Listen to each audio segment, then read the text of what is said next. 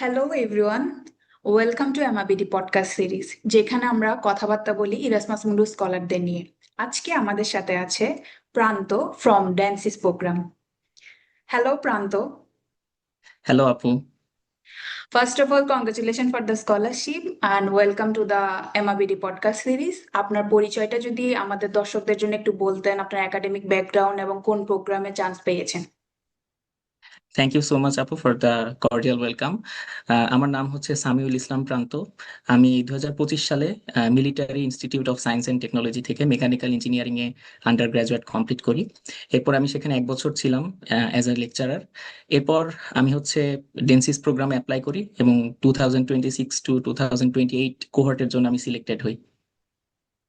Again congratulation. প্রথম যখন আপনি মেলটা পেয়েছেন যে আপনি ইরাসমাস মুন্ডাস স্কলারশিপ পেয়েছেন, ওই সময় আপনার অনুভূতিটা কেমন ছিল? Like how did you feel? প্রথম আসলে মেইল পাওয়ার পরের অনুভূতিটা এটা আসলে ভাষায় প্রকাশ করার মতো না। যখনই মেইলটা দেখলাম তখন মনে হলো যে যত সব জীবনের কঠিন কঠিন ইকুয়েশন যেগুলো সলভ হচ্ছিল না, আস্তে আস্তে হয়তো বা সেগুলো সলভ হওয়া শুরু হচ্ছে। তো এটা ছিল আমার একদম ফার্স্ট যে অনুভূতি সেটা। গ্রেট। আগামী সেপ্টেম্বর থেকে নিশ্চয়ই আপনার ক্লাস শুরু হবে, যেহেতু 26-28। হ্যাঁ হ্যাঁ, তো সেপ্টেম্বরের এখন 1 তারিখ থেকে ক্লাস শুরু।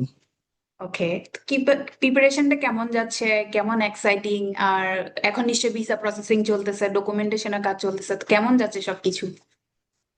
সবকিছু এতদিন ভালোই যাচ্ছিল। আহ 2 দিন আগেই হচ্ছে ভিএফএস গ্লোবাল থেকে আর কি মেইল পেলাম ফ্রেঞ্চ ভিসার জন্য। তো এখন আর কি সব ডকুমেন্ট এক করতে হবে। দেন হচ্ছে জুলাই মাসে প্ল্যান আছে আর কি যে সব শপিং গুলো শেষ করব, যেহেতু অগস্টে আমার ফ্লাইট। তো সব মিলে আর কি এতদিন ব্যস্ত ছিলাম না। এখন আর কি ব্যস্ততা শুরু হতে যাচ্ছে এখন থেকে। অলরাইট। এই সময়টা আসলে ব্যস্ততার সময়, লাস্ট সময় ফ্যামিলির সাথে, সো এই সময়টাও এনজয় করেন ফ্যামিলি ফ্রেন্ডস সবার সাথে।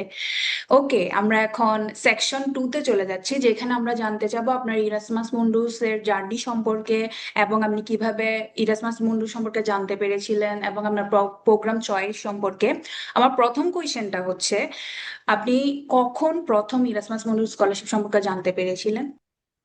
আমি আসলে যখন ইউনিভার্সিটিতে সেকেন্ড ইয়ারে ছিলাম তখন এমনিতে হায়ার স্টাডিজ এর কি কি অপরচুনিটি আছে সেগুলো আর কি দেখতাম। হ্যাঁ, তো তখন যেটা দেখতাম যে বেসিক্যালি ইঞ্জিনিয়ারিং ব্যাকগ্রাউন্ডে যারা আছে সবাই চোখ বন্ধ করে ইউএস এর দিকে যায়। তো সবকিছুই আমি হচ্ছে কনসিডারেশনে রেখেছিলাম। বাট ইরাসমাস নিয়ে আমি সিরিয়াস হওয়া শুরু করি যখন আমি ফোর্থ ইয়ারে, যখন গ্রাজুয়েশনের একটু আগ মুহূর্ত দিয়ে আমি হচ্ছে ইরাসমাস নিয়ে একটু সিরিয়াস হওয়া শুরু করি। তখন আমি ইরাসমাস নিয়ে আরো আহ, নিজের থেকে ঘাটাঘাটি শুরু করি, কি কি প্রোগ্রাম আছে সেগুলা জানার চেষ্টা করি। তো আমার মেইনলি জার্নিটা শুরু জানতে পেরেছিলাম আমি ইউনিভার্সিটি সেকেন্ড ইয়ারে, কিন্তু আমি সিরিয়াস হয়েছি মূলত ইউনিভার্সিটি ফোর্থ ইয়ার বা গ্রাজুয়েশনের যে সময়টা, ওই সময়টা থেকে। গ্রেট। সো আপনার আমরা একটু আপনার প্রোগ্রাম সম্পর্কে জানতে চাই। আপনার প্রোগ্রামটা বেসিক্যালি কি নিয়ে, এটা যদি আমাদের দর্শকদের জন্য বলতেন। প্রোগ্রামটা হচ্ছে ডেনসিস, এটা হচ্ছে প্রোগ্রামের শর্ট ফর্ম। এটার ফুল ফর্ম হচ্ছে ডিসেন্ট্রালাইজড স্মার্ট এনার্জি সিস্টেমস। তো ডিসেন্ট্রালাইজড এনার্জি সিস্টেমস বলতে যেগুলো হচ্ছে আমাদের নর্মালি ন্যাশনাল গ্রিড বা মেইন যে ইলেকট্রিক গ্রিড সেগুলোর সাথে কানেক্টেড না, যে সিস্টেমগুলো যেমন উইন্ড এনার্জি, তারপর হচ্ছে সোলার প্যানেল, এগুলো হচ্ছে নর্মালি ডিসেন্ট্রালাইজ এনার্জি সোর্স। তো আমাদের এই প্রোগ্রামটা বেসিক্যালি এই এনার্জি সোর্সগুলো নিয়ে ডিল করে অ্যান্ড এগুলাতে হচ্ছে আমাদেরকে স্পেশালাইজেশন প্রোভাইড করে। নাইস। তো কোন কোন ব্যাকগ্রাউন্ডের স্টুডেন্টরা মেনলি অ্যাপ্লাই করতে পারবে এই প্রোগ্রামটাতে? এই প্রোগ্রামে আমি এ পর্যন্ত যতদূর দেখেছি যে 3টা ব্যাকগ্রাউন্ডের স্টুডেন্টরা অ্যাপ্লাই করেছে। মেকানিক্যাল ইঞ্জিনিয়াররা, দেন হচ্ছে ইলেকট্রিক্যাল ইঞ্জিনিয়ার, দেন কেমিক্যাল ইঞ্জিনিয়ার। তো মেজরিটি 90 to 95% স্টুডেন্টরাই এই 3টা ব্যাকগ্রাউন্ডের হয়ে থাকে নর্মালি। বাট যদি হচ্ছে কারো রিসার্চ ওয়ার্ক বা রেলিভেন্স থাকে, অন্যভাবে যদি কেউ ওই ফিল্ডটা কানেক্ট করতে পারে, সেক্ষেত্রে অন্য ফিল্ড থেকেও নেওয়ার একটা চান্স থাকে। ওকে, গ্রেট। আমরা জানতে চাই যে আপনি ড্যান্সিস ছাড়া আর কোনো প্রোগ্রামে অ্যাপ্লাই করেছিলেন? আর আরেকটা প্রশ্ন একসাথে, সেটা হচ্ছে ড্যান্সিসের কোন দিকটা আপনার খুব বেশি অ্যাট্রাকটিভ মনে হয়েছিল যে না, আমার এখানে অ্যাপ্লাই করা উচিত? আচ্ছা, আগে ডেনসিস নিয়ে বলি। তো ডেনসিস নিয়ে যখন আমি ঘাটাঘাটি শুরু করি, প্রথমত যেমনটা বলেছিলাম যে ফোর্থ ইয়ার থেকে আমি নর্মালি সিরিয়াস হই যে কোথায় ইরাসমাস নিয়ে ইন জেনারেলি। তো আমি যখন দেখছিলাম ডেনসিসের ওয়েবসাইটটা নিয়ে যখন ঘাটছিলাম, তো আমি যতগুলো ইরাসমাসের প্রোগ্রাম ঘেটেছি তার মধ্যে সবচেয়ে অর্গানাইজড প্রোগ্রাম ছিল হচ্ছে ডেনসিস। আর হচ্ছে এবং ওরা হচ্ছে একটা ডিসকর্ড সার্ভারও প্রোভাইড করে, মানে ডিসকর্ড সার্ভারে জয়েন মানে করে আর কি সব আপকামিং স্টুডেন্ট বলতে হচ্ছে সব পোটেনশিয়াল স্টুডেন্টদের। তো যে কেউ চাইলেই হচ্ছে জয়েন করে যে কোনো ইনফরমেশন জানতে পারে। দেন ওখানকার কোঅর্ডিনেটর যারা আছেন তারাও খুবই হেল্পফুল, যে কোনো সময় সবকিছু সব কোয়েরিতে সবসময় তারা রেসপন্ড করেন। তো এই জন্যই আমার বেসিক্যালি ডেন্সিস প্রোগ্রামটা খুব ভালো লেগেছিল। আর এটার পাশাপাশিও আমার ইউনিভার্সিটি সিনিয়র কয়েকজন ছিলেন এই প্রোগ্রামে, যারা অলরেডি গিয়েছেন, মেকানিক্যালের না যদিও, ইলেকট্রিক্যাল থেকে ছিলেন, তারপর নিউক্লিয়ার সায়েন্স ইঞ্জিনিয়ারিং ডিপার্টমেন্ট থেকে ছিলেন। তো যার কারণে ওভারঅল সব দিক থেকেই এই প্রোগ্রামটা আমার ভালো লাগে। আর আহ, আমার যে ফিল্ডটা ছিল, থিসিস ছিল, থিসিসের সাথে সবচেয়ে বেশি অ্যালাইন করেছিল। আর সেকেন্ড আরেকটা যেটা জিজ্ঞেস করলেন আপু, যে আর কোনো প্রোগ্রাম অ্যাপ্লাই করেছিলাম কিনা, তো আমি হচ্ছে মোট 8টা প্রোগ্রামে অ্যাপ্লাই করি। তার মধ্যে 3টা প্রোগ্রাম ছিল যেগুলোর সাথে আমার ফিল্ড মোটামুটি অ্যালাইন করে। তার মধ্যে ডেন্সিস এর সাথে একদম 100% অ্যালাইন করছিল। বাকি যে 2টা ছিল ওগুলোর সাথে 100% বলা যাবে না, 80 to 90%-এর মতো অ্যালাইন করতো। আর বাকি যেই 5টা ছিল, ওই 5টার সাথে আমার ফিল্ড অফ স্টাডি অ্যালাইন করতো, বাট আমার রিসার্চ ওয়ার্ক ওইরকম ডিরেক্ট অ্যালাইন করতো না। যার কারণে আলটিমেটলি আমি জাস্ট অ্যাপ্লাই, মানে জাস্ট একটা চান্স নেওয়ার জন্য অ্যাপ্লাই করেছি, যেহেতু অ্যাপ্লিকেশন ফিও নাই এখানে। তো অ্যাপ্লাই তো করাই যায়। তো টোটাল আর কি 8টাতে অ্যাপ্লাই করেছিলাম, আর টেনসিসে আর কি সিলেক্টেড হই। Congratulation again. অ্যাপ্লিকেশনের আগে আপনি কিভাবে আপনার ব্যাকগ্রাউন্ডের সাথে মিলিয়ে যে 8টা প্রোগ্রাম চুজ করেছিলেন ওইটা শর্ট লিস্ট করেছেন, এটা যদি আপকামিং অ্যাপ্লিকেন্টদের জন্য আপনি একটু সাজেশন বা টিপস দিতে পারেন, কিভাবে এটা অ্যালাইন করে করা যায় নিজের ব্যাকগ্রাউন্ডের সাথে, রিসার্চ এক্সপিরিয়েন্সের সাথে, প্রফেশনাল এক্সপিরিয়েন্সের সাথে, কিভাবে প্রোগ্রাম আমরা সার্চ করব? আচ্ছা, তো প্রথম কাজ হচ্ছে তার হচ্ছে ফিল্ড অফ স্টাডি কোনটা। যেমন আমি যদি আমাকে দিয়ে এক্সাম্পল দিই, আমার ফিল্ড অফ স্টাডি হচ্ছে মেকানিক্যাল ইঞ্জিনিয়ারিং। তো প্রথমে আমার কাজ হচ্ছে আমি এখন ইরাসমাসের যে ক্যাটালগটা আছে, সেই ক্যাটালগ থেকে আমার মেকানিক্যাল ইঞ্জিনিয়ারিং ব্যাকগ্রাউন্ডের যতগুলা প্রোগ্রাম আছে সেগুলোকে আমি খুঁজে বের করব। মোটামুটি এখন অ্যারাউন্ড 200-এর মতো প্রোগ্রাম আছে, খুব সম্ভবত সামনে আরো আসবে হয়তো। তো 200টার মধ্যে দেখা যাবে যে মোটামুটি মেকানিক্যালের সাথে মিলবে এরকম 15 থেকে 20টার মতো পাওয়া যাবে। দেন এই 15 থেকে 20টার মধ্যে এখন আমাকে আইডেন্টিফাই করতে হবে যে আমি মেকানিক্যালের কোন ফিল্ডে যেতে চাচ্ছি এবং আমার কাজ কোন ফিল্ডে। যেমন আমার নিজের কাজ ছিল রিনিউয়েবল এনার্জি নিয়ে। তো আমি কি করেছি, সেই 15-20টার মধ্যে থেকে যেই প্রোগ্রামগুলো রিনিউয়েবল এনার্জির সাথে কানেক্টেড, সেই প্রোগ্রামগুলোকে ফাইন্ড আউট করেছি। তো এইভাবে ফাইন্ড আউট করার পর দেখা গেছে যে আমার মেকানিক্যাল ব্যাকগ্রাউন্ড প্লাস রিনিউয়েবল এনার্জির থিসিস প্লাস আদার যেই রিসার্চ ওয়ার্কগুলো ছিল সেগুলোর সাথে যে প্রোগ্রামগুলো সবচেয়ে বেশি অ্যালাইন করে সেগুলোতে আমি ফাইনালি অ্যাপ্লাই করেছি। তো এই অ্যালাইনমেন্টটা প্রথমে খুবই ইম্পর্টেন্ট, কারণ হচ্ছে অনেক প্রোগ্রামের ক্ষেত্রে দেখা যায় যে ইনিশিয়ালি যদি তাদের প্রোফাইল বা তাদের প্রোগ্রামের রিকোয়ারমেন্টের সাথে যদি প্রোফাইল অ্যালাইন না করে, সেক্ষেত্রে ইনিশিয়ালি অনেক সময় রিজেক্ট করে দেয়। তো এই জন্য অ্যালাইনমেন্টটা খুবই ইম্পর্টেন্ট। ওকে। তো অনেকে থাকে যারা, আপনি বললেন 3টা ব্যাকগ্রাউন্ডের জন্য আপনার এই প্রোগ্রামটা, সো অনেকে থাকে এতগুলা প্রোগ্রাম দেখে ক্যাটালগে কনফিউজড হয়ে যায়, তো ওই সময় ওদের কি করা উচিত এই কনফিউশনটা দূর করার জন্য? কনফিউশনটা দূর করার জন্য প্রথমত অবশ্যই আহ, আমার প্রোগ্রামের ওয়েবসাইটে ঢুকতে হবে। কারণ প্রোগ্রামের সবগুলাই ইরাসমাস প্রোগ্রামেরই ওয়েবসাইট গুলো খুবই অর্গানাইজড আর আপ টু ডেট থাকে সবসময়। তো ওয়েবসাইটে ঢুকেই যে প্রোগ্রাম রিকোয়ারমেন্টস বা এরকম টাইপের একটা সেকশন থাকবে, বা অ্যাডমিশন রিকোয়ারমেন্টস এরকম সেকশন থাকবে, সেখানে ঢুকলে আসলে বোঝা যাবে যে ওরা আসলে কেমন ব্যাকগ্রাউন্ডের স্টুডেন্ট চাচ্ছে। তো যেমন আমার প্রোগ্রামের ক্ষেত্রে ডিরেক্ট এভাবে লেখা ছিল যে ইলেকট্রিক্যাল, কেমিক্যাল বা মেকানিক্যালের ব্যাকগ্রাউন্ডের স্টুডেন্টরা অ্যাপ্লাই করতে পারে, আর যদি রেলিভেন্ট এক্সপিরিয়েন্স থাকে তাহলে অন্য ব্যাকগ্রাউন্ডে অ্যাপ্লাই করতে পারবে। তো এটা আসলে প্রোগ্রামের ওয়েবসাইটে ঢুকলেই মোটামুটি 90 to 95% ক্লিয়ার হয়ে যাওয়ার কথা। আর যদি যেই 5% বা 10% আনক্লিয়ার থাকবে, সেটা আমি বলবো যে যেই প্রোগ্রাম কেউ টার্গেট করছে সেই প্রোগ্রামের কোন একজন সিনিয়র খুঁজে বের করা, লিঙ্কডইনে হতে পারে বা ফেসবুকে হতে পারে, দেন সেই সিনিয়রকে জিজ্ঞেস করা। এটা খুব ভালো একটা আইডিয়া দিলেন যে যখন আমরা ওয়েবসাইটে দেখবো, দেখার পরে আমরা তাও যদি কিছু জিনিস আনক্লিয়ার থাকে আমরা সিনিয়রদেরকে রিচ আউট করবো। অ্যান্ড সব হ্যাঁ। সিনিয়ররাই মোটামুটি খুবই হেল্পফুল, সাহায্য করার করার চেষ্টা করে। সো আই থিঙ্ক এটা একটা ভালো আইডিয়া দিলেন। আমরা এখন চলে যাব সেকশন 3-তে, যেটাতে আমরা আপনার অ্যাপ্লিকেশন জার্নি সম্পর্কে জানার চেষ্টা করব। প্রথম কোয়েশ্চেনটা হচ্ছে আপনার অ্যাপ্লিকেশন ইরাসমাসের শুরু কখন থেকে করেছিলেন, অ্যান্ড ওভারঅল টাইমলাইনটা কতটুকু ছিল অ্যাপ্লিকেশন প্রসেস? আমার প্রিপারেশন শুরু হয়েছিল আহ, আমার অ্যাপ্লিকেশন ডেডলাইনের মোটামুটি 5 মাস বা 6 মাস আগে থেকে। তো আমি যদি ডেনসিস প্রোগ্রামের কথা বলি, অন্যান্য প্রোগ্রামের কথা বলছি না, যেহেতু আমার অন্যান্য প্রোগ্রামের ডেডলাইন গুলো একদম এক্স্যাক্টলি মনে নেই, ডেনসিসেরটা মনে আছে। ডেনসিসের অ্যাপ্লিকেশন শুরু হয়েছিল অক্টোবর থেকে, অক্টোবরের লাস্টের দিকে। দেন এটা ডেডলাইন ছিল হচ্ছে জানুয়ারির লাস্ট পর্যন্ত। তো মোটামুটি এরকম তিন তিন মাসের মতো একটা সময় পাওয়া পাওয়া গেছে আর কি। তো এই 3 মাস কিন্তু এনাফ, মোর দেন এনাফ একজনের হচ্ছে প্রোফাইল ভালোভাবে গুছিয়ে নেওয়ার জন্য। তাও যদি বেটার হয় আরো আগে থেকে প্রিপারেশন শুরু করলে, কারণ সবকিছু আমার হাতে থাকলেও রেকমেন্ডেশনটা কিন্তু আমার হাতে নেই। তো মোস্ট অফ দ্য কেসেসে হচ্ছে প্রফেসরদেরকে তাদের এন্ড থেকে রেকমেন্ডেশনটা অ্যাপ্লাই করতে হয়, মানে সাবমিট করতে হয়। যদিও কিছু কিছু প্রোগ্রাম মানে ডিপেন্ড করে প্রোগ্রামের উপর, কোনো কোনো প্রোগ্রামে নিজেও স্ক্যান কপিটা সাবমিট করা যায় সাইন নিয়ে তাদের, বাট মেজরিটি অফ দ্য প্রোগ্রামে কিন্তু তাদের এন্ড থেকে সাবমিট করতে হয়। যার কারণে প্রিপারেশনটা একটু আগে থেকে নিলে বেটার হয়। তো আমার টাইম লাইনটা এমনই ছিল যে 6 মাসের আমি একটা টাইম লাইন রেখেছিলাম, যেখানে আমি আস্তে ধীরে সব ডকুমেন্ট গুলা প্রিপেয়ার করা শুরু করেছিলাম। এই আর যখন আপনি অ্যাপ্লিকেশন প্রসেস শুরু করেছিলেন, ওর মধ্যে সব থেকে বেশি ডিফিকাল্ট বা চ্যালেঞ্জিং পার্ট কোনটা ছিল আপনার জন্য ডকুমেন্টেশনের ক্ষেত্রে যখন আপনি অ্যাপ্লাই করতেছিলেন? ডকুমেন্টেশনের ক্ষেত্রে আমি বলবো যে আমার এন্ড থেকে ডকুমেন্টেশনের মধ্যে কোনো কঠিন কোনো পার্ট ছিল না, বাট সবচেয়ে একটা কঠিন পার্ট ছিল, সেটা হচ্ছে মোটিভেশন ভিডিওটা বানানো। কোনো কোনো প্রোগ্রাম কিন্তু মোটিভেশন ভিডিও চাই। তো তার মধ্যে ডেনসিস প্রোগ্রাম একটা, যেমন আমার 8টা প্রোগ্রামের মধ্যে 7টা অ্যাপ্লিকেশন আমি খুব সহজে করতে পেরেছিলাম, কারণ আমার হাতে সব ডকুমেন্ট রেডি ছিল।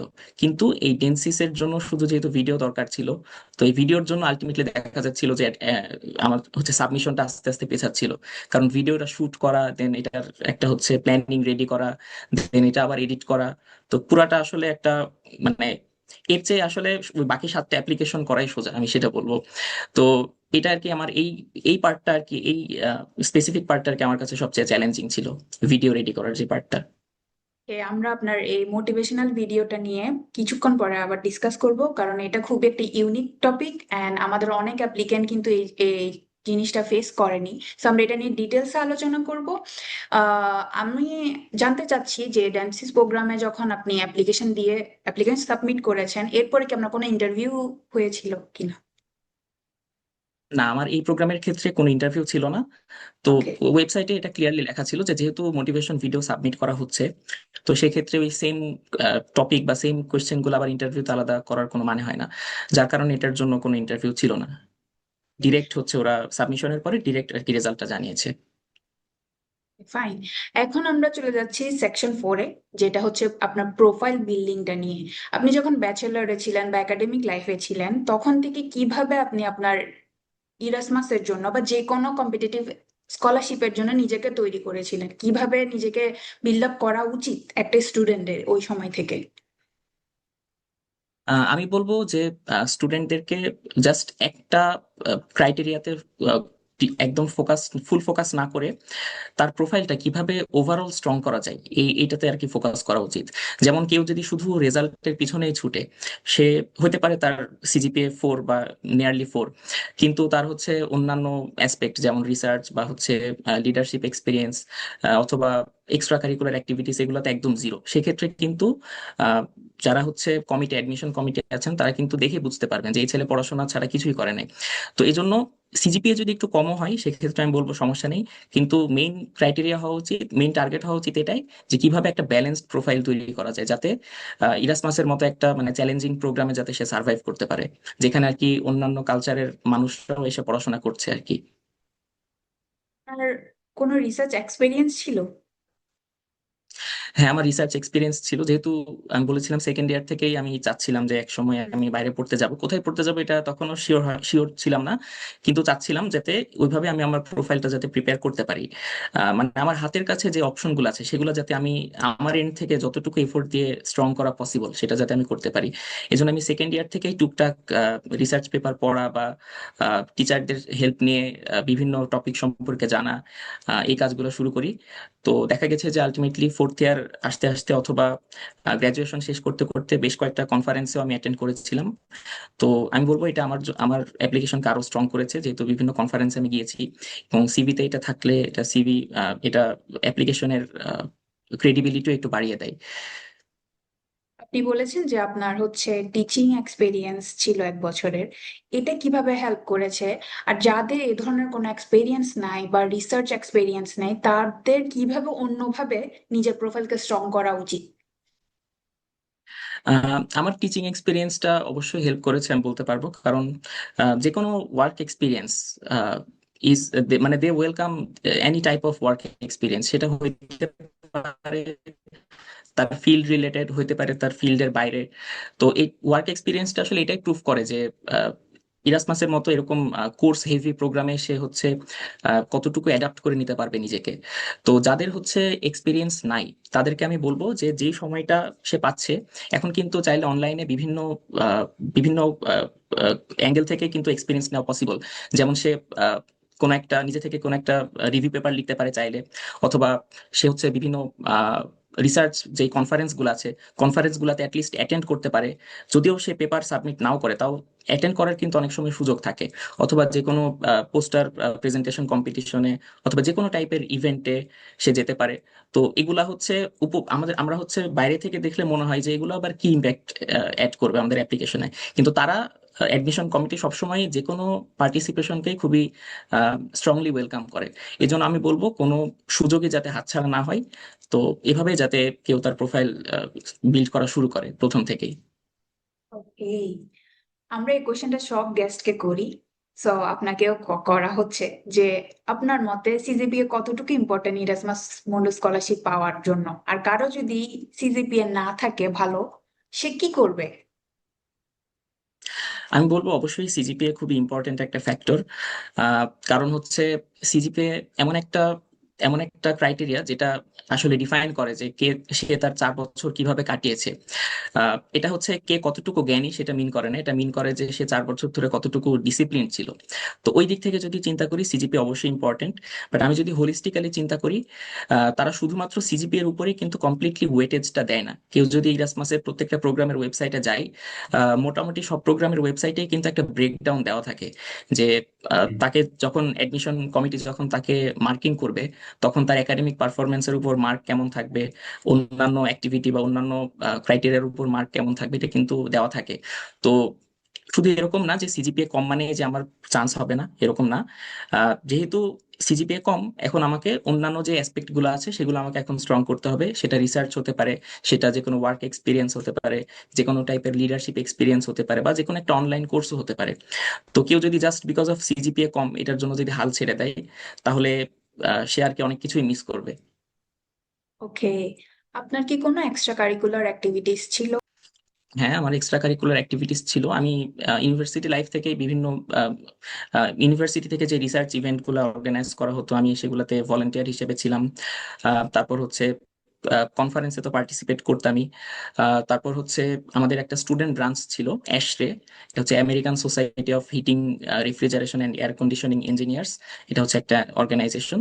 তো ওইটারই স্টুডেন্ট ব্রাঞ্চ ছিল আমাদের এমআইএসটি তে। ওই স্টুডেন্ট ব্রাঞ্চের আমি প্রেসিডেন্ট ছিলাম স্টুডেন্ট অবস্থাতে। দেন আমি যখন ফ্যাকাল্টি হই, তো ফ্যাকাল্টি অ্যাডভাইজর ছিলাম সেম স্টুডেন্ট ব্রাঞ্চের। তো এগুলো ছিল আমার মোটামুটি এক্সট্রা কারিকুলার অ্যাক্টিভিটিস। তো আমি বলবো যে এগুলো আমার অ্যাপ্লিকেশনকে ওভারঅল হেল্প করেছে। সো যারা ইঞ্জিনিয়ারিং ব্যাকগ্রাউন্ডের, পড়ালেখার তো প্রেশার খুব বেশি থাকে, তো একাডেমিক প্রেশারের পাশাপাশি এই ধরনের কো কারিকুলার কাজগুলা ব্যালেন্স আউট কিভাবে করা যায়, যারা বর্তমানে ব্যাচেলর করতেছে বা একাডেমিক লাইফে আছে? আহ, আমি বলবো আসলে ইঞ্জিনিয়ারিং পড়তে গেলে সবাই কিন্তু একটা কথা বলে, সেটা হচ্ছে যে ইঞ্জিনিয়ারিং এ ফেল করা খুবই কঠিন। তো আমি যাওয়ার পরে এই জিনিসটা রিয়েলাইজ করেছিলাম, যদিও রিয়েলাইজ করতে একটু দেরি হয়েছিল। ফার্স্ট ইয়ারের পরে সেকেন্ড ইয়ারে গিয়ে আমি রিয়েলাইজ করেছিলাম যে আসলে যদি কেউ একটু স্ট্র্যাটেজিক্যালি পড়াশোনা করে, তাহলে তার রেজাল্ট উঠানো বা সিজিপিএ উঠানো কিন্তু কোনো ব্যাপার না। তো একবার যদি কেউ এই কোডটা ক্র্যাক করতে পারে, তাহলে আমি বলবো যে সে সে টাইমও ম্যানেজ করতে পারবে, সে রেজাল্ট স্যাক্রিফাইস না করে অন্যান্য অ্যাক্টিভিটি গুলাও সাইমultaneously করতে পারবে। তো আমি এটাই বলবো যে মেইনলি হচ্ছে ক্লাসে অ্যাটেন্টিভ থাকতে হবে, যদি সিজিপি এর কথা বলি স্পেসিফিক্যালি, ক্লাসে অ্যাটেন্টিভ থাকতে হবে। আর এক্সামের দুই দুই তিন দিন বা 4-5 দিন আগে এই টাইমটাকে খুব ভালো মতো ইউটিলাইজ করতে হবে। এখন নর্মালি আমাদের যে টেন্ডেন্সি দেখা যায় যে আহ, সারা বছর কেউ কিছু পড়ে না, জাস্ট এক্সামের আগের রাত বা তার আগের রাতে গিয়ে বসে পড়ে। তো আমি বলবো যে ক্লাসে অ্যাটেন্টিভ থাকলে, যদি সে এটাও করে যে এক্সামের 1 দিন 2 দিন আগেও যদি পড়ে, তাও কিন্তু হেল্প হবে। কিন্তু কেউ ক্লাসে অ্যাটেন্টিভও থাকে না, আবার সে এক্সামের আগের রাতে গিয়ে পড়ে যদি সিজিপিএ 4 পাওয়ার এক্সপেকটেশন করে, এটা তো আসলে ভুল। তো আমি বলবো যে কেউ যদি একটু স্ট্র্যাটেজিক্যালি আগায় তাহলে কিন্তু সবকিছু ম্যানেজ করা পসিবল। আসলে true, I agree with you যে এক্সামের আগে পড়ে আসলে হয়তো কিছু মানুষ ক্র্যাক করতে পারে, সবাই না, কিন্তু একদম আহামরি কোনো রেজাল্ট ওইটা আশা করা আসলে একটা ভুল জিনিস। সো মেনটেন করতে হবে, সবকিছু ব্যালেন্স আউট করতে হবে। হ্যাঁ, হ্যাঁ। আমি যখন অ্যাপ্লাই করব, আমি সিবি বা মোটিভেশন লেটারে আমার এক্সট্রা কারিকুলার অ্যাড করলাম, এটা কিভাবে আপনার প্রোফাইলে অ্যাড অন করবে বা আপনার পার্সোনালিটি সম্পর্কে বলবে? তো কোন কোন এক্সট্রা কারিকুলার গুলো আসলে অ্যাড করা উচিত, কোনগুলোকে বাদ দেওয়া উচিত, বা ফিউচার অ্যাপ্লিকেন্টদের কোন বিষয়গুলো মাথায় রাখা উচিত এক্সট্রা কারিকুলার করার ক্ষেত্রে? আমি বলবো যে যে কোনো এক্সট্রা কারিকুলার অ্যাক্টিভিটি তার প্রোফাইলকে স্ট্রং করতে পারে। যেমন কেউ যদি একাডেমিক সাইড থেকে চিন্তা করে, যে কেউ যদি কোনো একটা কনফারেন্সে পার্টিসিপেট করে সাপোজ, বা কোনো একটা কম্পিটিশনে পার্টিসিপেট করে, এটাও ইম্পর্টেন্ট। অ্যাজ ওয়েল অ্যাজ কেউ যদি কোনো একটা কম্পিটিশন অ্যারেঞ্জ করতে হেল্প করে, সেটাও কিন্তু ইম্পর্টেন্ট। কারণ যে কোনো অ্যারেঞ্জমেন্টের ক্ষেত্রে মাল্টিপল পিপলের সাথে ডিল করতে হয়। আর যেহেতু ইরাসমাস একটা মাল্টিকালচারাল প্রোগ্রাম আর ইন্টারডিসিপ্লিনারি একটা প্রোগ্রাম, তো বিভিন্ন ব্যাকগ্রাউন্ডের বিভিন্ন দেশ থেকে বিভিন্ন মানুষ আসবে, তাদের সাথে মেশারও একটা ব্যাপার আছে। তো যে কোনো টাইপের এক্সট্রা কারিকুলার অ্যাক্টিভিটি আমি বলবো যে প্রোফাইলকে স্ট্রং করবে। বাট কিভাবে আমি আমি হচ্ছে লিস্ট ডাউন করব আমার অ্যাক্টিভিটি গুলাকে সিভিতে, এটা ডিপেন্ড করতেছে হচ্ছে তার কি কি কাজ আছে সেটার উপরে। আমি বলবো যে রিসার্চ রিলেটেড যেই এক্সট্রা কারিকুলার অ্যাক্টিভিটি আছে সেগুলোকে শুরুতে রাখতে, দেন ওভারঅল যে লিডারশিপ টাইপের যে অ্যাক্টিভিটি গুলো আছে সেগুলো আস্তে আস্তে নিচের দিকে রাখতে। ওকে, আমরা এখন খুবই গুরুত্বপূর্ণ সেকশনে চলে আসছি, যেটার জন্য সবাই আসলে ওয়েট করে, সেটা হচ্ছে মোটিভেশন লেটার বা এসওপি বা সিবি। আপনার মোটিভেশন লেটার যখন আপনি লিখতেছিলেন, তখন আপনার মেইন ফোকাসটা কোন জায়গায় ছিল? এটা হচ্ছে আমার প্রথম কোশ্চেন। আমার মোটিভেশন লেটারটা যখন লিখছিলাম তখন মেইন ফোকাসটা ছিল যে আমার প্রোফাইলটা আমি ওভারঅল মানে সবকিছু আমি সুন্দরভাবে একটা ব্যালেন্সড ওয়েতে কিভাবে দেখাইতে পারি। কারণ কোনো কোনো জায়গাতেই আমি হচ্ছে নিজেকে খুব স্ট্রং দেখাইতে চাই নাই, আবার কোনো জায়গাতে নিজেকে আবার খুব উইক দেখাতে চাই নাই। তো এটা আমার মেইন চ্যালেঞ্জ ছিল, যে মাত্র এক পেজের মধ্যে কিভাবে প্রত্যেকটা আমার প্রোফাইলের প্রত্যেকটা অ্যাসপেক্ট মানে সুন্দরভাবে তুলে ধরা যায়। এটা আমার সবচেয়ে বড় চ্যালেঞ্জ ছিল। তো আমি হচ্ছে সিনিয়রদের এসওপি দেখেছি, তারপর আমি অনলাইনে অনেক টিউটোরিয়াল দেখেছি। তো সেগুলা থেকেও আমি অনেক আইডিয়া পেয়েছি। তারপর আমি নিজের মতো করে নিজের এসওপিটা রেডি করেছি। আহ এই তো, এইভাবে আমার এসওপিটা রেডি হয়েছে। এসওপি লেখার সময় আমাদের একটা কোয়েশ্চেন সবসময় অ্যান্সার করতে হয়, ওয়াই দিস প্রোগ্রাম। আপনার ক্ষেত্রে সেটা হবে ওয়াই ড্যান্সিস। এই প্রোগ্রাম, এই কোয়েশ্চেনটাকে, সরি, আপনি কিভাবে অ্যাপ্রোচ করেছিলেন? এই প্রোগ্রামটাকে মেইনলি আমি প্রথমত যেহেতু আমার ফিল্ডের সাথে এটার ম্যাচ খুবই ভালো ছিল, দেন আমার ছোটবেলার যে ইন্টারেস্ট মেকানিক্যাল ইঞ্জিনিয়ারিং নিয়ে, যেভাবে আমার ইন্টারেস্ট জন্মেছিল, সেই দিকটা আমি উল্লেখ করেছি। দেন আমার থিসিস ছিল, আমার রিসার্চ ওয়ার্ক ছিল, দেন আমার এক্সট্রা কারিকুলার অ্যাক্টিভিটিস ছিল। অ্যাশরে, যেমন অ্যাশরে যে স্টুডেন্ট ব্রাঞ্চের কথা বলেছি, ওইটাও কিন্তু ইঞ্জিনিয়ারিং বা হচ্ছে থার্মাল এনার্জি রিলেটেড ডোমেইনের মধ্যেই পড়ছে। তো যার কারণে সব দিক থেকে আমার মানে আমি সাপোর্ট পেয়েছি এই কোশ্চেনটাকে অ্যান্সার দিতে, যে কেন আসলে ডেন্সিস। তো আমার জন্য আর কি এটা খুব সুবিধা হয়েছে অন্যান্য এক্সপিরিয়েন্স থাকার কারণে। ওকে, আমার নেক্সট কোয়েশ্চেন হচ্ছে সিবি নিয়ে। আমরা যখন সিবি লিখবো, তখন আমাদের কি কি জিনিস মাথায় রাখা উচিত, কি কি জিনিস ফলো করা উচিত, স্পেশালি ইরাসমাস বন্ডুস স্কলারশিপের জন্য যখন আমরা সিবিটা রেডি করব তখন? সিভি রেডি করার আগে অবশ্যই প্রথমত ওই প্রোগ্রামে গিয়েছেন, অথবা অন্য কোনো একজন অ্যাপ্লিকেন্টের অথবা অন্য কেউ একজন প্রোগ্রামে অ্যাডমিটেড আছে এমন কারো সিভি দেখলে খুব ভালো একটা আইডিয়া পাওয়া যায়। যেহেতু স্পেসিফিক্যালি ইরাসমাসের জন্য আমাদের একটা টেমপ্লেট ফলো করতে হয়, সেটা হচ্ছে ইউরোপাস সিভি। মোটামুটি 90 to 95% প্রোগ্রামে ইউরোপাস সিভি চেয়ে থাকে। কিছু প্রোগ্রাম ব্যতিক্রম হতে পারে। তো ইউরোপাস সিভির টেমপ্লেট সম্পর্কে একটু ভালো মতো জানতে হবে। যারা একটু নতুন তাদের হয়তো বা একটু প্রিপেয়ার করতে একটু সময় লাগবে। কারণ যেহেতু টিপিক্যাল অ্যাজ ইউজুয়াল যে সিভি গুলো আমরা ক্যানভাতে অথবা মাইক্রোসফট ওয়ার্ডে প্রিপেয়ার করি, সেটার মতো এত ইজি না ইউরোপা সিভিটা। বাট কেউ যদি একদিন দুই দিন একটু এটা নিয়ে রিসার্চ করে, তাহলে আশা করি সে বুঝতে পারবে যে কিভাবে আসলে সিভিটা প্রিপেয়ার করতে হবে। আর সিভিতে কি কন্টেন্ট দিতে হবে এটা নিয়ে যদি বলতে বলতে হয়, তাহলে অ্যাজ ইউজুয়াল নর্মালি সিভিতে যেগুলো থাকে, যেহেতু আমরা একটা একাডেমিক একটা পারপাজে আমি হচ্ছে সিভিটাকে সাবমিট করতেছি, তো অবশ্যই প্রথমে আমাদের এডুকেশনাল এক্সপিরিয়েন্স বা এডুকেশনাল যে ইনস্টিটিউশন গুলা বা কোথায় আমার ডিগ্রিগুলা, বেসিক্যালি ডিগ্রিগুলোকে আমি দেখাবো। দেন হচ্ছে আমার যদি ওয়ার্ক এক্সপিরিয়েন্স থাকে সেগুলো দেখাবো। দেন আমার যদি রেলিভেন্ট রিসার্চ এক্সপিরিয়েন্স থাকে সেগুলো দেখাবো। দেন আমার হচ্ছে অ্যাচিভমেন্ট বা অ্যাওয়ার্ডস সেগুলা। দেন আর যা যা আছে আমাদের এক্সট্রা কারিকুলার অ্যাক্টিভিটিস, এগুলো আর কি প্রায়োরিটি ওয়াইজ আমাদেরকে বসাতে হবে। আপনি যেহেতু 8টি প্রোগ্রামে অ্যাপ্লাই করেছেন, তো প্রত্যেকটা প্রোগ্রামের জন্য কি আপনি আপনার সিভি আর মোটিভেশন লেটার আপডেট করতেন, চেঞ্জ করতেন, আর কিরকম ভাবে সেটা করা উচিত?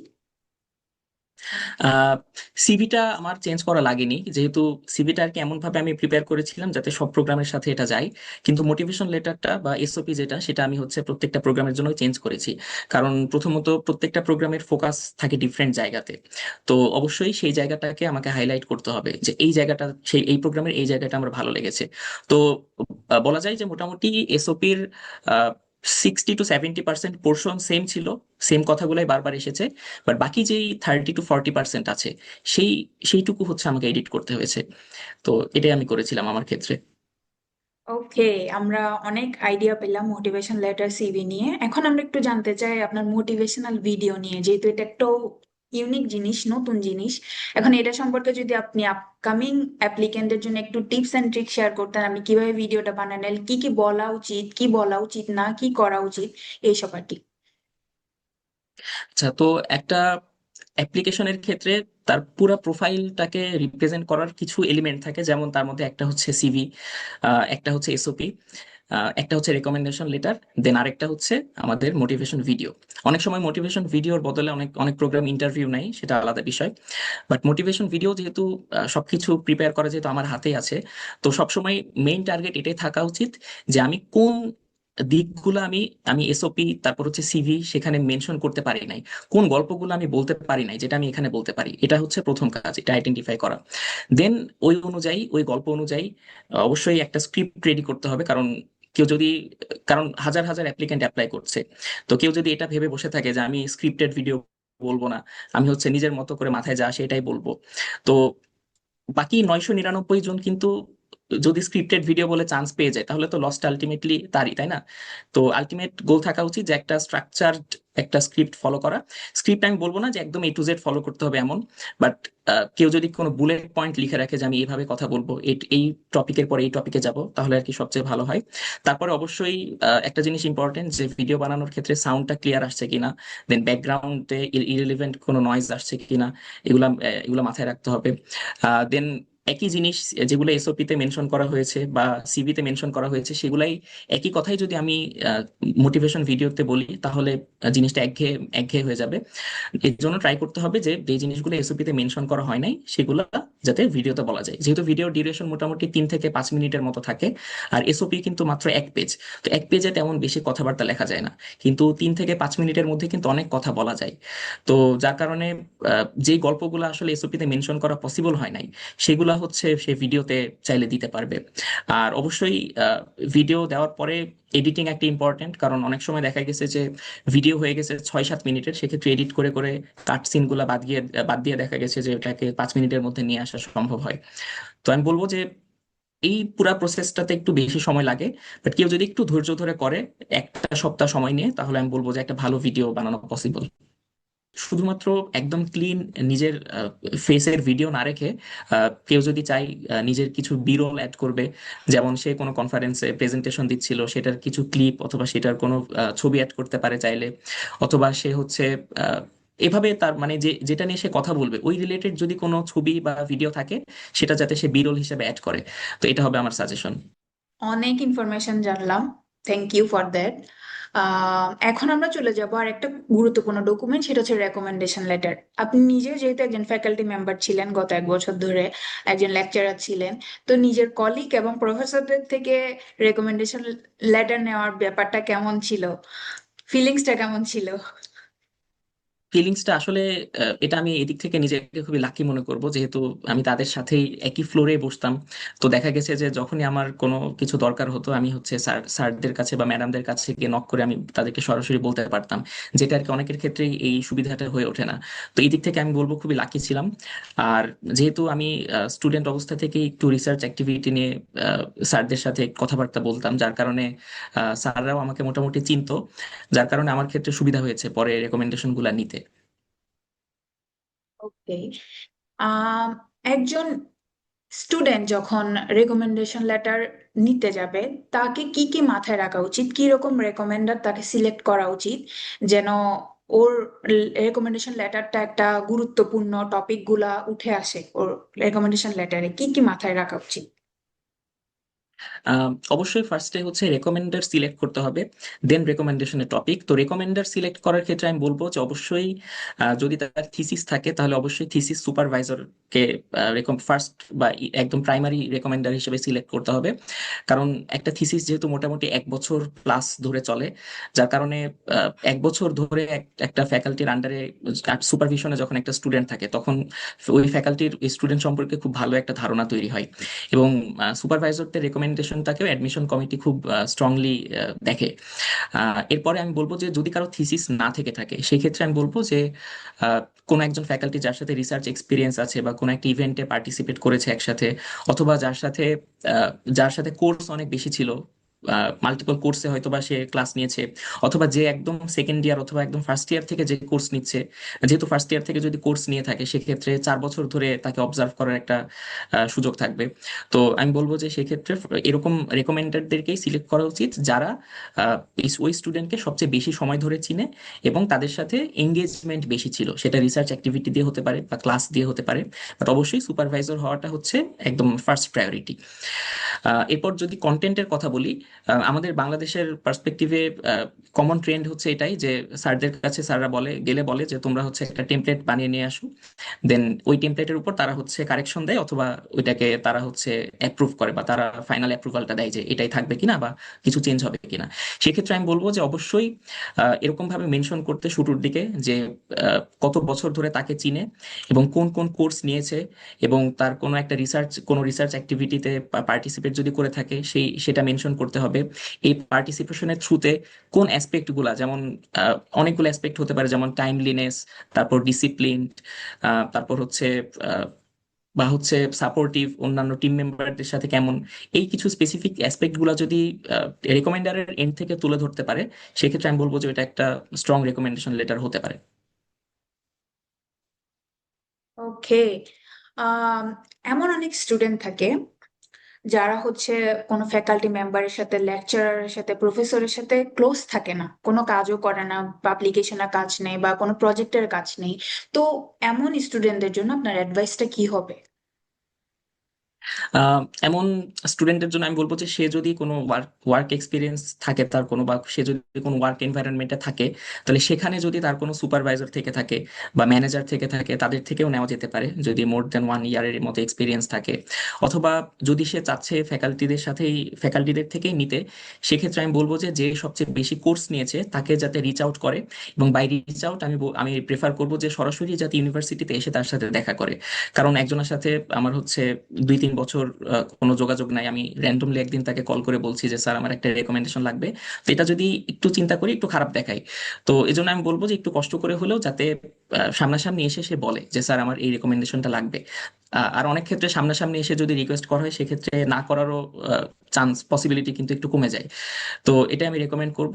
এবং তাদের কাজ থাকবে এটাই যে টিচারদের পুরা প্রসেসটাকে যাতে খুবই ইজি করা হয়। হ্যাঁ, তো যেমন সে যদি কথার কথা 5টা প্রোগ্রামে যদি অ্যাপ্লাই করে, এখন সে যদি 5টা প্রোগ্রামের রেকমেন্ডেশন সাবমিট করার জন্য 5টা আলাদা আলাদা সময়ে টিচারকে নক করে, তাহলে স্বাভাবিকভাবেই টিচার বিরক্ত হয়ে যাবেন।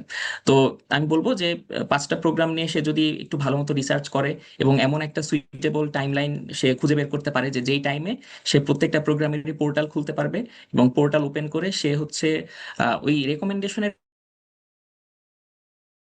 ইমেইলটা দিয়ে রেকমেন্ডেশনের যে মেইলটা সেটা সেন্ড করে রাখতে পারবে।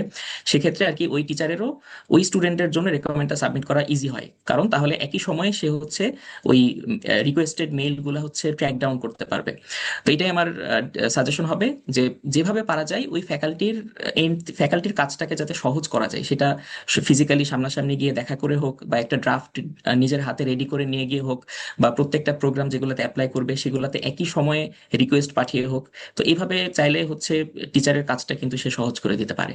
ওকে, আমরা এখন প্রায় শেষের দিকে চলে আসছি, আর কিছু কোয়েশ্চেন আছে, তো ওগুলা দিয়ে আমরা শেষ করব।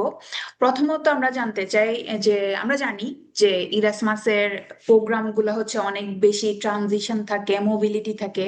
তো আপনি যদি আমাদের সাথে শেয়ার করেন আমরা মোবিলিটি কান্ট্রি গুলো কি কি এবং কতটা এক্সাইটিং আপনি নিউ ট্রানজিশনের জন্য, মোবিলিটি গুলোর জন্য, এবং আপনার কাছে কি এটা চ্যালেঞ্জিং মনে হচ্ছে কিনা? আহ প্রথমত ইউরোপের অবশ্যই যোগাযোগ ব্যবস্থা খুবই ভালো, এক দেশ থেকে আরেক দেশে মুভ করাও খুবই ইজি। আর আর আরেকভাবে যদি চিন্তা করি, আমার প্রোগ্রামে হচ্ছে জাস্ট মোবিলিটি দুইটা। প্রথমে হচ্ছে আমার ফ্রান্সে যেতে হবে, 1 বছরের মতো ফ্রান্সে থাকবো আমি।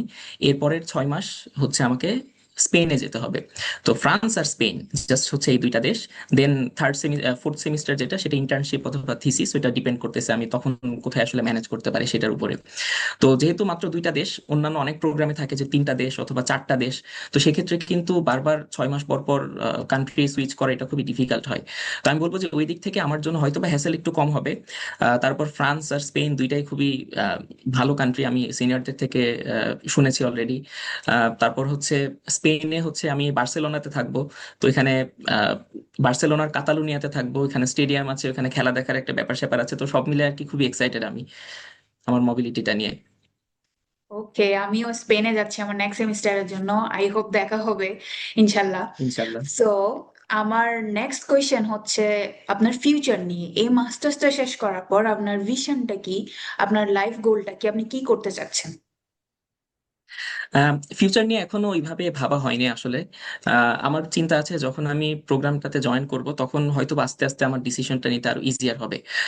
কারণ প্রোগ্রামের যখন আমি এখন হচ্ছে হয়তো বা আমি অন পেপার আমি প্রোগ্রামে কি কি পড়ানো হবে সেটা আমি দেখতে পাচ্ছি, কিন্তু যখন আমি ফিজিক্যালি সেখানে যাব তখন কিভাবে আসলে তারা ওই টপিকগুলো নিয়ে ডিল করছে, বা কতটুকু আমাকে সাপোর্ট দিতে পারছে ওই টপিকগুলোতে এক্সপার্ট হওয়াতে, সেটা যখন আমি হাতে কলমে জানতে পারবো তখন আমার জন্য আসলে ডিসিশনটা নেওয়া ইজিয়ার হবে যে আমি এখান থেকে আসলে একাডেমিয়াতে সুইচ করতে চাই নাকি আলটিমেটলি ইন্ডাস্ট্রিতে ঢুকতে চাই।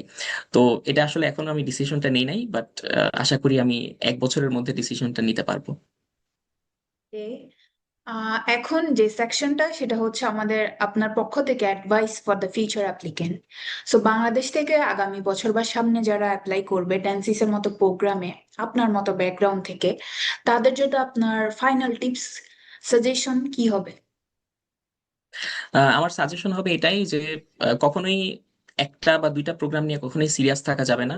অবশ্যই অ্যাপ্লাই করলে মাল্টিপল প্রোগ্রামে অ্যাপ্লাই করা উচিত, কারণ যেহেতু তারা এই প্ল্যাটফর্মটা দিয়েছে আমাদেরকে ফ্রিতে অ্যাপ্লাই করার, তো কেন না আমরা এটা এটা হচ্ছে ইউটিলাইজ করবো, তাই না? তো তাদের টার্গেট হওয়া উচিত এটাই যে বেছে বেছে সবচেয়ে অ্যালাইন হচ্ছে এমন বেশ কয়েকটা প্রোগ্রাম খুঁজে বের করা। Then ওইগুলোর মধ্যে থেকে একদম সবচেয়ে বেশি, যেমন 100% অ্যালাইন হচ্ছে এরকম 2 থেকে 3টা হাতে রাখা, দেন বাকিগুলাতেও অ্যাপ্লাই করা এট দ্য সেম টাইম। তো এটার পাশাপাশি আমি বলবো যে ডকুমেন্টেশনের উপর একটু ফোকাস করা হয় যাতে, কারণ অনেকে দেখা গেছে গেছে যে একদম ডেডলাইনের সময় পর্যন্ত ড্র্যাগ করে নিয়ে যায় অ্যাপ্লাই সাবমিট করতে করতে, যার কারণে অনেক ডকুমেন্ট মিসিং যায়। অথবা অনেক সময় একদম লাস্টের দিকে যেহেতু অনেক স্টুডেন্ট একসাথে অ্যাপ্লাই করে পোর্টালে, যার কারণে একটা সার্ভার এরর হওয়ার কিন্তু একটা চান্স থাকে। তো এই জন্য আমি বলবো যে টাইম লাইনটা সুন্দর মতো যাতে ট্র্যাক করে কেউ, সবচেয়ে বেটার হয় কোনো একটা এক্সেল ফাইল অথবা গুগল শিট যদি মেনটেন করে যে কোন প্রোগ্রামের অ্যাপ্লিকেশন স্টার্ট কবে, কোনটা ডেডলাইন কবে, দেন হচ্ছে কোনটার এক্সপেক্টেড রেজাল্টের ডেট কবে, এটা ফলো করলে সবচেয়ে ভালো হয়। দেন হচ্ছে কোনটার জন্য কি ডকুমেন্ট লাগে এটা যাতে সে একটু সুন্দর মতো দেখে রাখে, কারণ সব সময় সব প্রোগ্রামে ডকুমেন্ট একই রকম ডকুমেন্ট কিন্তু লাগে না, কোথাও কোথাও যেমন নাগরিক সনদ কোথাও লাগে আবার কোথাও লাগে না। তো এরকম একটু যাতে দেখে রাখে। তারপর হচ্ছে আইএলস এর কথা অবশ্যই বলবো যে আইএলসটা যাতে ঠিক সময় মতো দিয়ে রাখে, কারণ অনেক সময় আইএলটিএস এর রেজাল্ট পেতে ডিলে হতে পারে যে কোনো টেকনিক্যাল ডিফিকাল্টিজ এর কারণে। অনেকে লাস্ট মোমেন্ট পর্যন্ত রেখে দেয় যে আমি লাস্টে গিয়ে হয়তো বা আইএলটিএস দিব, আর একটু প্রিপারেশন নিয়ে নেই, এটা ভেবে অনেকে ডিলে করতে পারে। তো আমি বলবো যে অ্যাপ্লিকেশন শুরু হওয়ার আগেই যাতে ডকুমেন্টস গুলো মোটামুটি একটু রেডি থাকে, আর অ্যাপ্লিকেশন শুরু হলে আস্তে আস্তে বাকি কাজটা করবে সে আর কি। ওকে, গ্রেট। স্কলারশিপে যখন আমরা অ্যাপ্লাই করতে যাই তখন ওই পিরিয়ডটাতে টাইমলাইনটাতে অনেক বেশি মেন্টাল প্রেশারের মধ্যে থাকি, অনেকেই ডকুমেন্টেশনের প্রসেস থেকে শুরু করে একটা সেলফ ডাউটও তৈরি হয়, অনেক রিজেকশন আসে। তো এই সময় একটা মানুষকে কিভাবে নিজেকে সামলানো উচিত, গুছানো উচিত আপনার মনে হয়? এটা স্বাভাবিক। সেলফ ডাউট আসাও স্বাভাবিক, এবং একটা মেন্টাল মেন্টাল মেন্টাল প্রেশারের একটা ব্যাপার আছে, এটাও আসা স্বাভাবিক। সবসময় আমি বলবো যে উপরওয়ালার প্রতি বিশ্বাস রাখতে হবে, এবং আহ, এরকম কখনোই এক্সপেক্ট করে বসে থাকা যাবে না যে আমি যেহেতু অ্যাপ্লাই করেছি আমার এখানে হবেই। তো এটা একদিন পরের বা এক সেকেন্ড পরের কোনো সিওরিটি কেউ দিতে পারে না। তো কি অ্যাকসেপ্টেড হবো কি হবো না ওইটা নিয়ে টেনশন করে আসলে নিজের মন খারাপ করে রাখার কোনো কারণ নাই। একটা দরজা বন্ধ হলে অবশ্যই আরেকটা দরজা খুলে যাবে, তার মানে এই না যে আমি হচ্ছে ইরাসমাসের স্কলারশিপ পাই না এর জন্য আমার জীবন বৃথা, এরকম অবশ্যই না। তো আমি বলবো যে সবকিছু নিয়ে অবশ্যই পজিটিভ থাকতে হবে, এবং কেউ যদি ইনফ্যাক্ট রিজেক্টেডও হয় আমি বলবো যে অবশ্যই আল্লাহ তার জন্য ভালো কিছু রেখেছে জন্যই হয়তো বা এখানে সে রিজেক্টেড হয়েছে। তো সবসময় পজিটিভ থাকতে হবে, এবং আল্লাহর কাছে দোয়া করতে হবে। ওকে, গ্রেট। আমরা এখন একটা খুবই লাইট টাইপের কোয়েশ্চেন দিয়ে এই পুরো পডকাস্টটা শেষ করব। আমরা ব্যাক স্টেজ থেকে জানতে পেরেছি যে আপনার যে ফিয়ন্সে, তিনিও ড্যান্সিস প্রোগ্রামে সিলেক্টেড হয়েছেন, ইরাসমাস মুন্ডাস স্কলারশিপ পেয়েছেন। ইটস আ মিরাকেল, লাইক এটা খুবই রেয়ারলি হয়। First of all congratulation to both of you. So কিভাবে ডাবল সাকসেসটা পেলেন, আপনাদের সাকসেস স্টোরিটা যদি শেয়ার করতেন, কেমনে কি হলো? থ্যাংক ইউ আপু ফর কনগ্রেচুলেটিং। আসলে আমরা যখন অ্যাপ্লিকেশন শুরু করি আমরা একসাথে সবকিছুই করেছি, এবং আমাদের প্রোফাইলও ছিল সিমিলার। তো ইনফ্যাক্ট আমার চেয়ে ওর সিজিপিএ একটু ভালো ছিল। তো আমি এটাই বলবো যে যখন আমরা অ্যাপ্লিকেশন শুরু করি আমাদের আলটিমেট গোল ছিল যে যাতে একই জায়গাতে হয়, এটা ছিল আলটিমেট প্রায়োরিটি।